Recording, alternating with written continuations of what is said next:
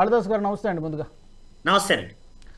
కాళిదాస్ గారు, ఇంతకుముందు మనం పెద్దగా ఈ ఐసిల్ కే అనేటువంటి ఐసిస్ గురించి విన్నాము, ఐసిస్ గురించి విన్నాము. ఈ ఐసిల్ కే సంస్థ ఏంటి? ఇది పాతదైన సంస్థ లేకపోతే వీళ్ళు భారత్ మీద దృష్టి పెట్టడానికి కారణం ఏంటి? ఎలా చూడాలి మనం? ఇది పాతదేం కాదండి. ఐసిస్ కే నుంచి ఇది కొంచెం పేరు మార్చుకొని Islamic State for Iraq and Levant అని ఒక కొత్త పేరుతో పెట్టుకున్నారు. దీనికి మూల కేంద్ర బిందువు ఈ ఐసిస్ కే ఖొరాసిన్. సో ఈ ఖొరాసిన్ బ్యాక్గ్రౌండ్ గురించి మనం ఒక 2-3 నిమిషాలు చెప్పాలి. ఈ ఖొరాసిన్ ప్రావిన్స్ అంటారు కూడా. వాళ్ళు బేసికల్గా సలాఫీ జిహాదీ గ్రూప్కి ఒక యూ కెన్ సే ఒక బ్రాంచ్ లాంటిది అనమాట, లోకల్ బ్రాంచ్ లాంటిది. ఇస్లామిక్ స్టేట్కి Salafi jihadi group which is fundamentally Sunni jihadi group అనమాట. సో దానికి మిడిల్ ఈస్ట్, సౌత్ ఈస్ట్ అంటే వాళ్ళ లెక్కలో middle east countries, Afghanistan, Pakistan. So ఇది ప్రధాన కేంద్రం. వాళ్ళకి చాలా చురుగ్గా వాళ్ళు ఆఫ్ఘనిస్తాన్, పాకిస్తాన్లో ఉన్నారు. ఇది 2015 ఐ థింక్ జనవరిలోనూ ఎప్పుడో స్టార్ట్ అయింది ఈ ఖొరాసిన్ ప్రొవిజన్. వాళ్ళ ప్రధాన సూత్రం ఏంటంటే, ఇప్పుడు మన దేశంలో ఎలా అయితే సనాతన ధర్మము, ప్రాచీన సంస్కృతి ఇలా మాట్లాడుకుంటామో, క్యాలిఫెట్ అనేటువంటి సిద్ధాంతం ఏదైతే మూల సిద్ధాంతం వాళ్ళ ధర్మంలో, ఇది 8వ శతాబ్దం ఆ ప్రాంతంలో అరేబియాలో విస్తరించి ఉన్నది. 3-4 రాచరికాల పేర్లతో మారి అదే ఖలీఫా ఉద్యమంగా, ఖలీఫెట్ గా మారింది. షరియత్ చట్టాన్ని 100% యథాతథంగా అమలు పరచాలి అన్నది ప్రధాన ఉద్దేశం. అయితే ఇస్లాం మోడర్నైజ్ చెంది రకరకాల దేశాలు ఏర్పడి వాళ్లకు తగ్గట్టు రూపొందించుకున్నారు. కానీ వీళ్ళ ప్రధానమైన టార్గెట్ ఏంటంటే ఆ పాత క్యాలిఫెట్ సిద్ధాంతాన్ని ముఖ్యంగా షరియత్ కాంబినేషన్లో 100% చేయాలి. First point. రెండవది, ప్రభుత్వాలని అస్థిరపరిచి కూలదోయటం అన్నది వీళ్ళ ప్రధానమైనటువంటి ఎజెండా.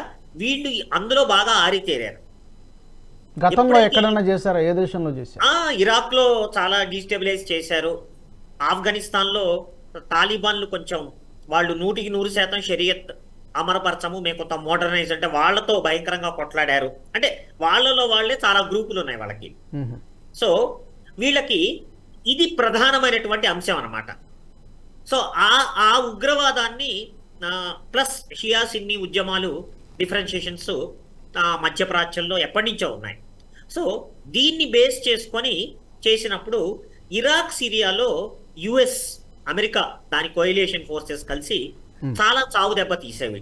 అయితే వీటన్నిటికీ మూల సూత్రం హకానీ నెట్వర్క్ అండి. ఈ హకానీ నెట్వర్క్ ఐసిస్ కే, ఇప్పుడు ఐసిల్ అంటున్నాం, లెవెంట్ ప్లస్ మిగతా గ్రూప్స్ ఏవైతే ఆల్ ఖైదా ఉన్నాయి, అందులో పాకిస్తాన్కి, ఆఫ్ఘనిస్తాన్కి అక్కడున్న తాలిబాన్లకి వ్యతిరేకంగా కూడా తాలిబాన్ తెహరిక్ గ్రూప్ ఏదైతే ఉన్నదో పాకిస్తాన్లో ఎక్కువ దాడులు చేస్తోంది. అంటే వాళ్ళు అనుసరిస్తున్నటువంటి ఒక క్రూరమైనటువంటి పాశవికమైన పద్ధతిని ఎవరెవరైతే ప్రభుత్వాలు, లోకల్ పీపుల్ ఒప్పుకోవో దానికి వ్యతిరేకంగా ఆ మతోన్మాదాన్ని ప్రజల్లోకి తీసుకెళ్ళాలి, వాళ్ళని చాలా భయకంపితం చేయాలి, వాళ్ళు అనుకున్న ఈ మూల సిద్ధాంతాన్ని ఎస్టాబ్లిష్ చేయాలి. ఇది ప్రధానమైన ఉద్దేశం.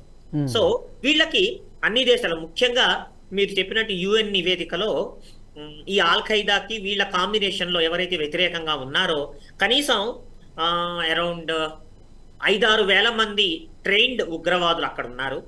సో మిగతా దేశాల్లో అంటే ఓవరాల్ గా మధ్యప్రాచ్యము అంటే middle east countries, Pakistan, Afghanistan లో వీళ్ళ కాంబినేషన్ చూసుకుంటే అఫీషియల్ లెక్కల్లోనే కనీసం 6-7 వేల మంది సుక్షితులైనటువంటి వాళ్ళు ఉన్నారు.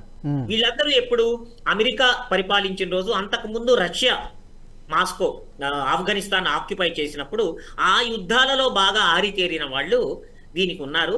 తర్వాత ఒసామా బిన్ లాడెన్ యొక్క మృత్యుకి ప్రతీకారం తీర్చుకుంటాము అన్న ప్రకటించినటువంటి లీడర్స్ కూడా వీళ్ళకి అలా వరుసగా వస్తున్న వాళ్ళతో ఉన్నారు.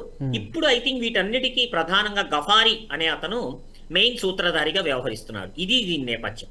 ఓకే, ఈ వీడియో మీకు నచ్చినట్టయితే లైక్ చేయండి, 10 మందికి షేర్ చేయండి. అలాగే కామెంట్ల రూపంలో మీ అభిప్రాయాలను మాతో పంచుకోండి. Nationalist hub group of channels ను సబ్స్క్రైబ్ చేసుకుని తెలుగునాట జాతీయవాద జర్నలిజాన్ని ప్రోత్సహించండి. ఈ వీడియో కింద ఉన్న బెల్ ఐకాన్ పై క్లిక్ చేయడం మర్చిపోవద్దు.